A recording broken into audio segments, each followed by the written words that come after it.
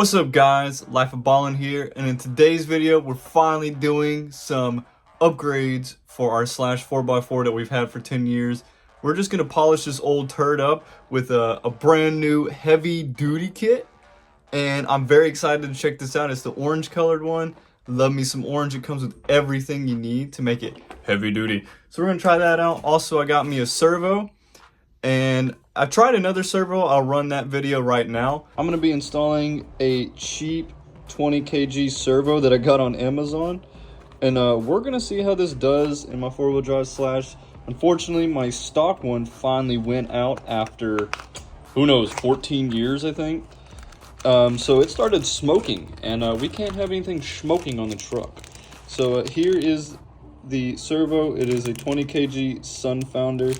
We're going to go ahead and get this installed and see how it does. So let's see if this little guy works. Looks like it works. So let's get it installed and see how it turns. But that servo absolutely sucked. It was from Amazon. I tried to go the cheap route. Couldn't even turn the tires on this truck. So that one sucked. So we went with the higher speed kind of stock one. We're going to try that out too. So let's get into it. So I've already tore down most of this truck here, as you can see. But I actually had MIP axles back here. And let me tell you, MIP is not as good as it claims. Alright, I've had nothing but trouble with this truck, even as far as the bearing that holds the transmission case on. It literally stripped out. So those MIPs are just way too heavy. I was snapping bearings off.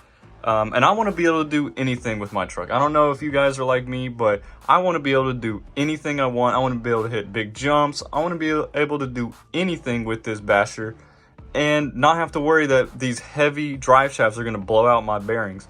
So we're going to take our MIPs right here and we're going to put them on my two-wheel drive Slash because I just keep snapping those. So it's not even worth it. But we're going to put these heavy-duty ones on here. And a little scared going to plastic, but we're going to try this out. So first off, let's see everything that comes in this heavy duty upgrade kit. I don't even know really what to expect here. Alright, let's see what we got in here. Good, it's all packaged up.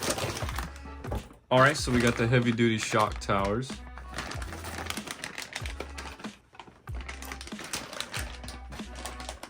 They look like they're going to bolt right up. So heavy duty shock towers. We got, heck yeah, heavy duty axle carriers here. All right. Instruction manual. I won't read it, so I'm gonna put everything on backwards. Got a whole bearing kit here and screws. And here are the heavy duty plastic drive shafts. Like I said earlier, kind of worried about going back to plastic, but if you keep your angles right on your car, it should be good. And I want to give a big shout out to Havoc Speed down here in South Florida, located in West Palm Beach. These guys have hooked me up with pretty much everything for my cars. I'll throw their contact information in the video, but they didn't even have an orange one in stock, so Mr. Ray at the business told me, oh yeah, I'll order you some orange ones. So let's go ahead and get these put on and see how they do. Also came with heavy duty hex nuts, forgot to add that.